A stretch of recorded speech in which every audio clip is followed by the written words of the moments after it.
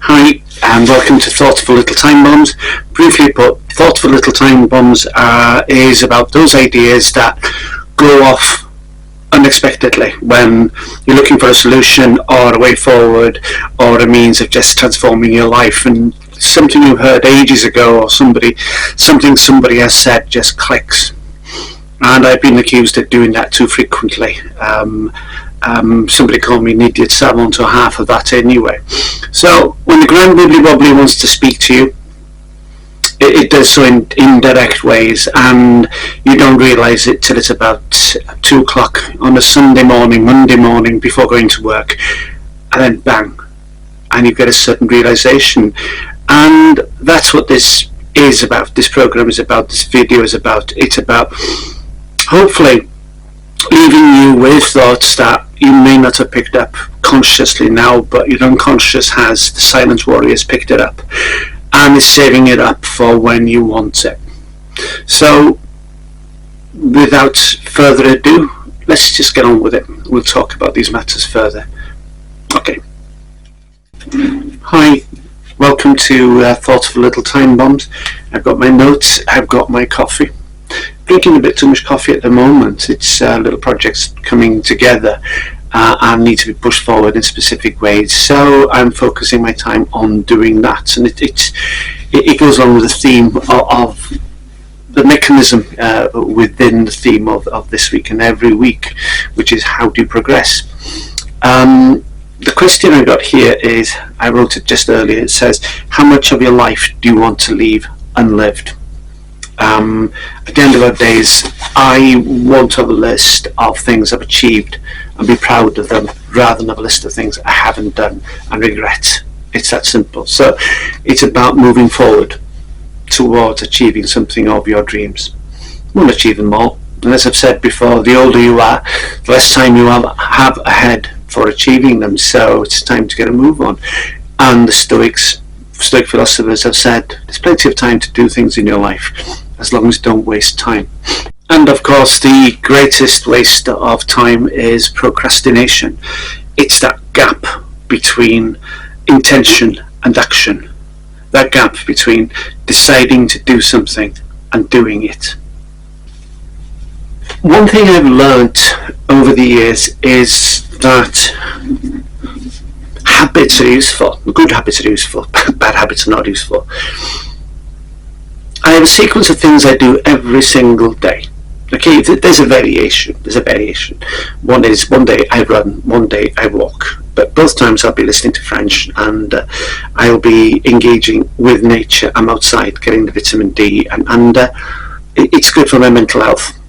You know, it's bad for my physical health sometimes with my knees and my calves and such, but you know, we get there. There's a level of fitness which is okay, and health is good. It's important for having a positive outlook. For me, it's a direct link, it's a clear, obvious link.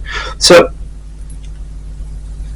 I have spent too much time in my life saying I'm going to do something, and then doing it.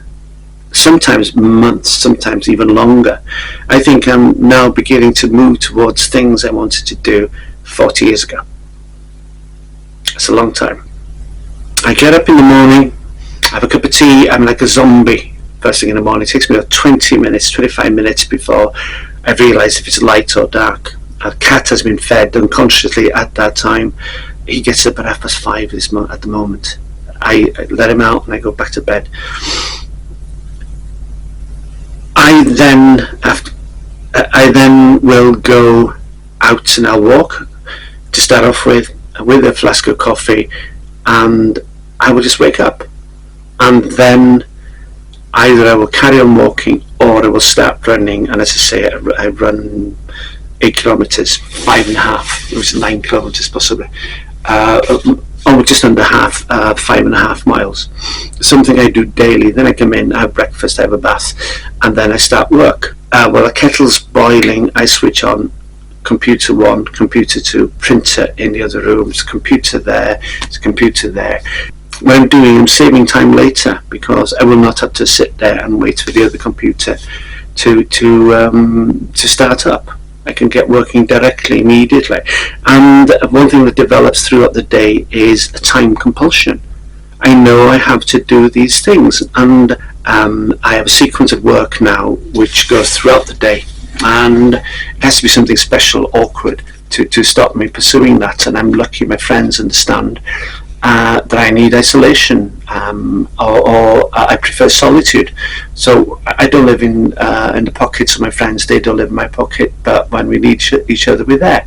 And so most of the time, because everything is generally okay, I have a sequence where I run through from getting up in the morning, same sequence, until when I finish at about 9 o'clock in the evening. I get up before 7 o'clock, which is remarkable.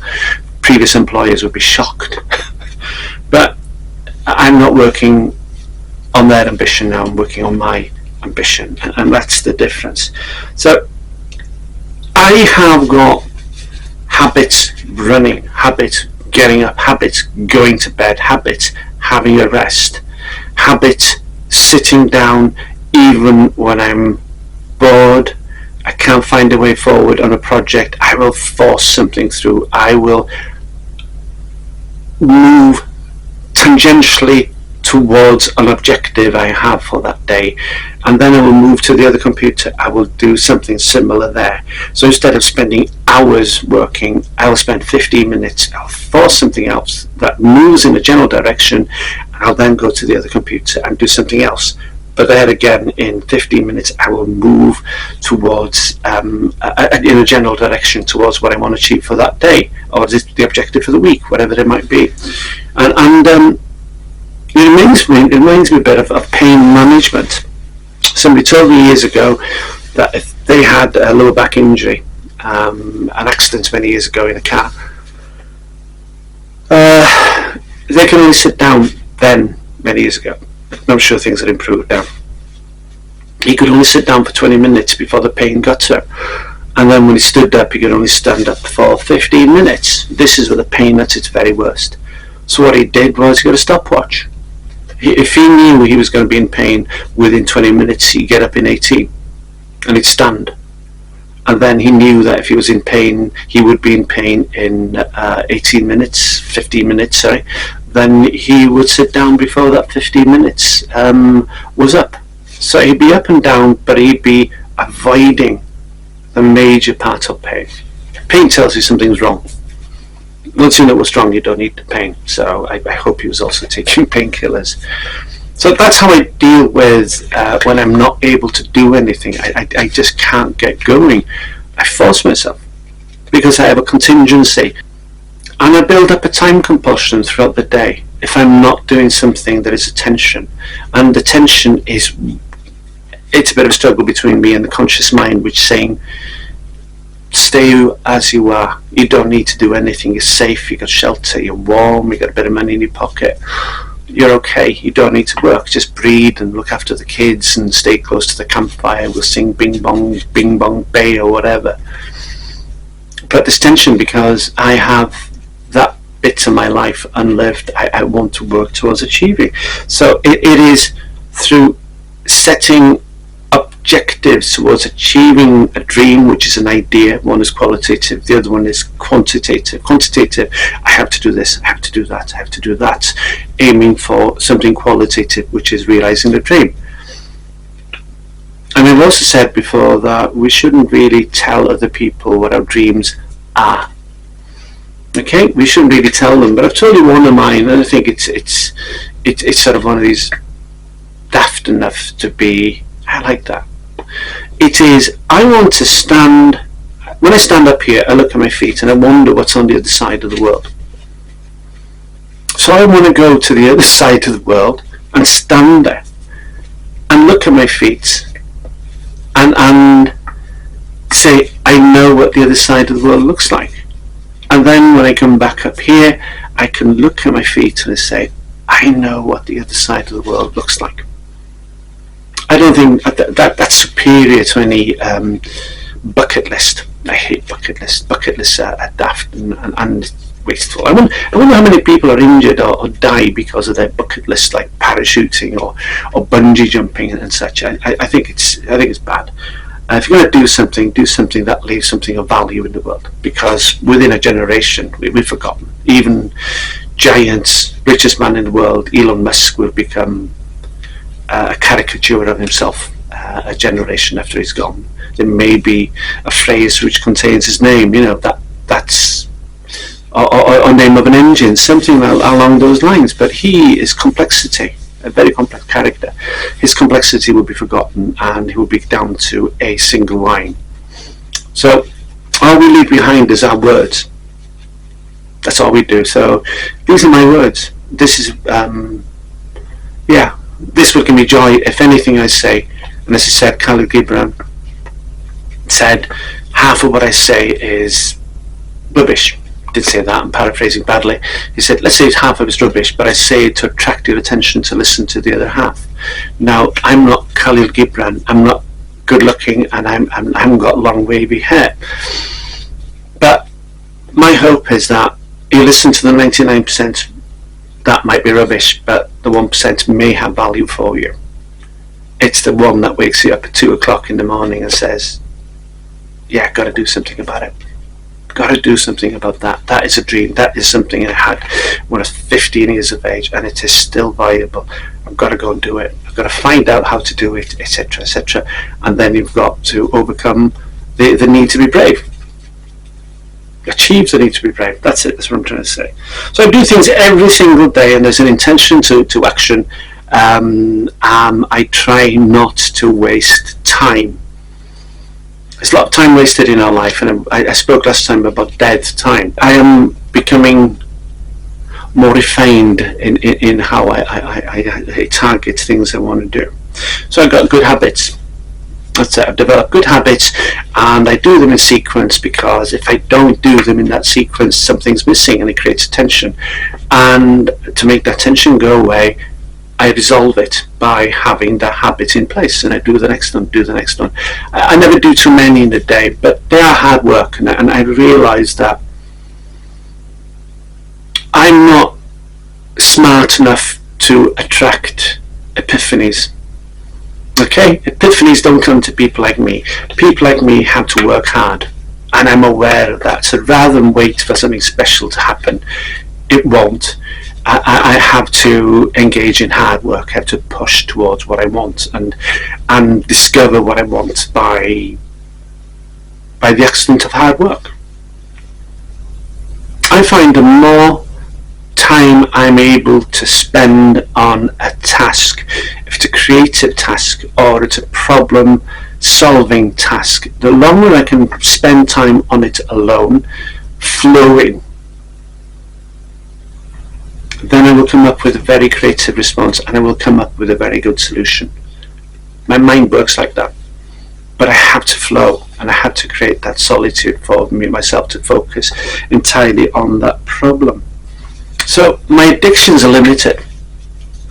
One is caffeine. One is the kettle, actually. The kettle. One thing I like about the kettle is it's compared to other addictions, one addiction is social media, which I don't have. I think I found out on Facebook from many years ago. I closed it down because I remember speaking with a friend years ago, and we were doing, you can have a private conversation, I think, on Facebook, and I just typed to this guy on the other side of the world, from my hometown originally, and I said, I feel vulnerable doing this on this massive thing, and he says, no, this is private. And I was thinking, no, it's not. Somebody's making notes of some keywords in what we're saying. So eventually I closed it down. So I don't have an addiction there. I don't need to be loved by somebody who will never coalesce into a human on my door. But if that person does ever coalesce and knock at my door, looking at the photo, I probably will not, I wouldn't recognise them anyway. I've seen some horrible things. And then seeing the real thing afterwards. I don't need anybody to tell me when to go. Ready, steady, go. I've got that in line. It's one of the habits I've created for myself for every day. So I have no outside control. Just me. I just do it. Get up in the morning if I haven't done it. And as I say, creativity or problem solving, I resolve not with epiphanies because I'm not smart enough, but with hard work and flowing. And the wonderful thing about getting time to flow in solving a problem, but in creative projects, writing in particular, is that by abandoning yourself to the process of writing, you say to yourself, I will find a solution. All I'm going to do is carry on writing. It's like automatic writing almost. And you will come up with a solution. And by pursuing it, you will come up with an unexpected solution possibly. It happens, and it happens quite regularly.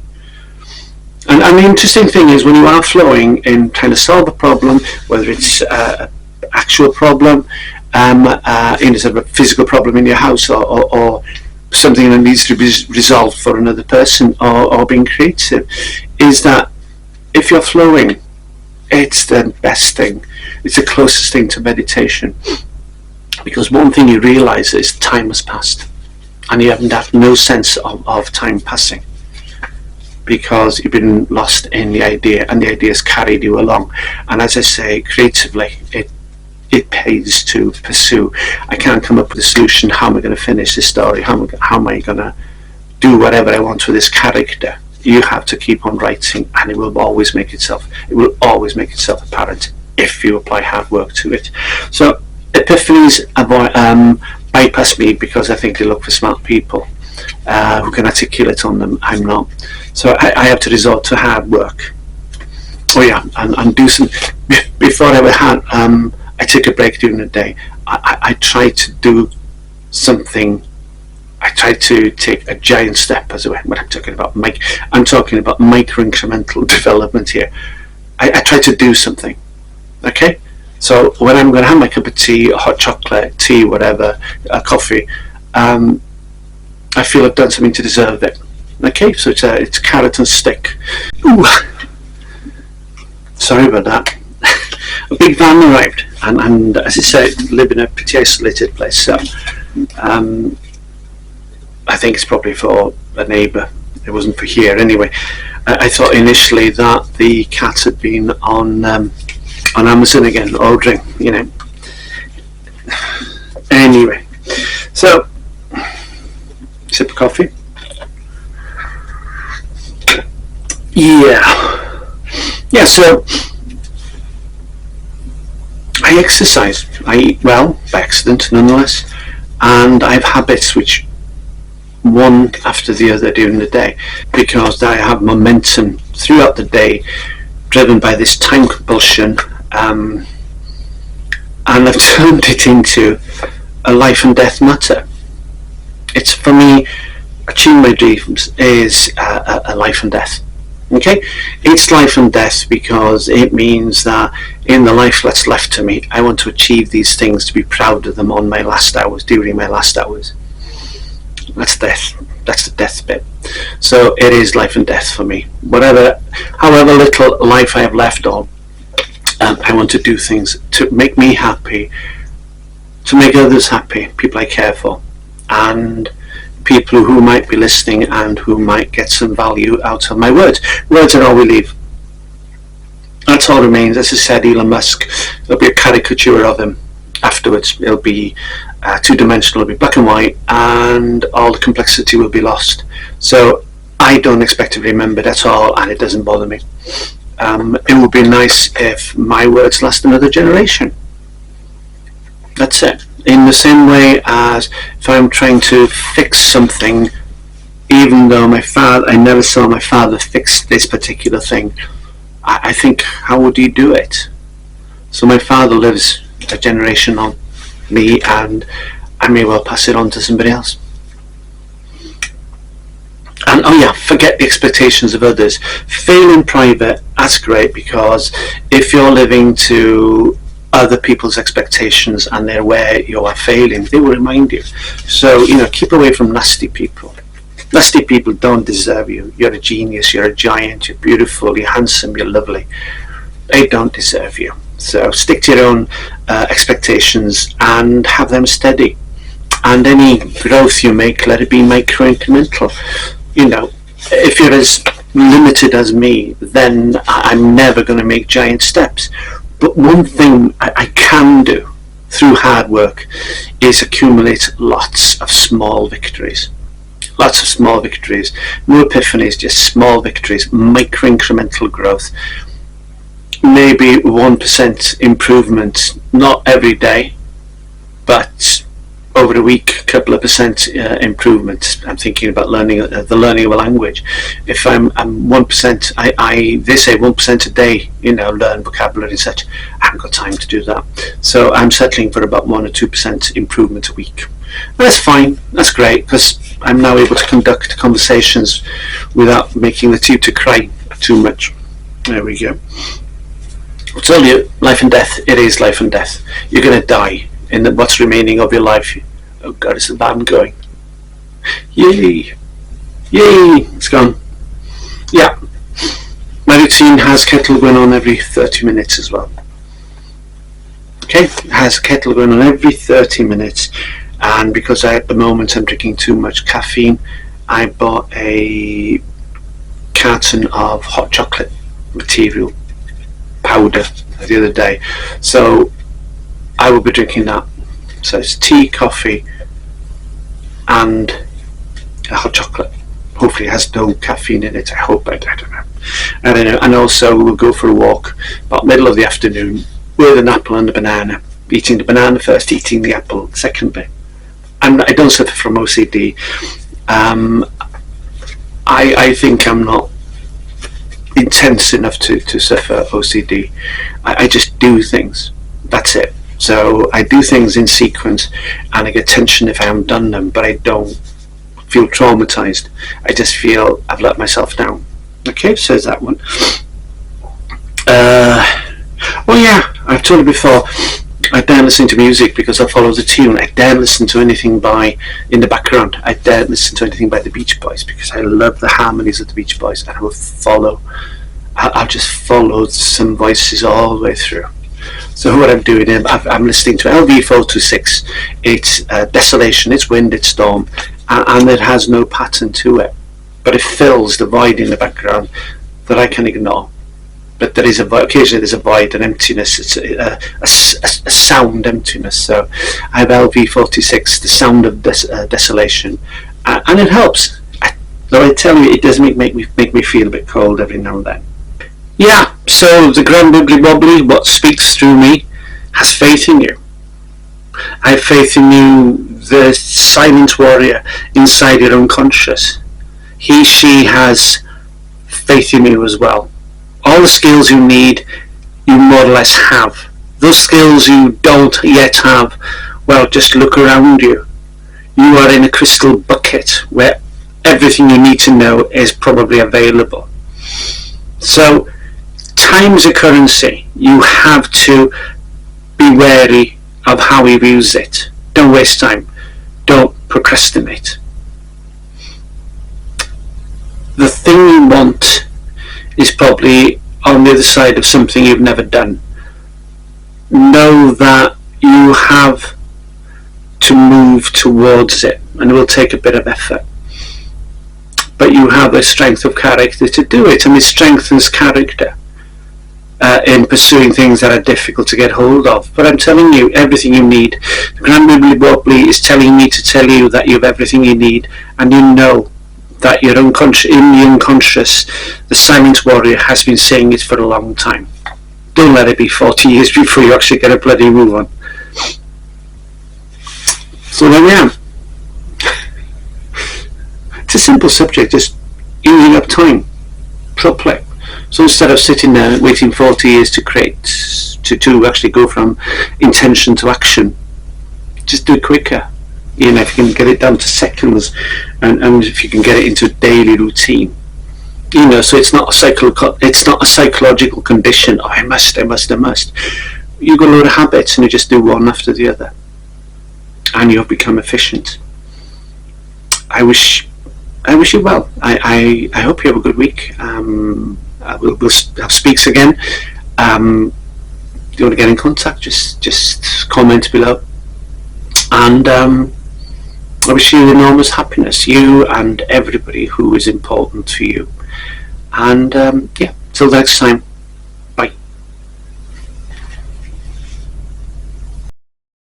finally, before you go, if you'd be kind enough to subscribe, to like, to share, and an even comment, I'd appreciate it very much. Thank you very much on behalf of myself and Shadow. He's having a kip, but I'm sure he'd be thanking you from the heart of his bottom. Have a good day. Have the best day.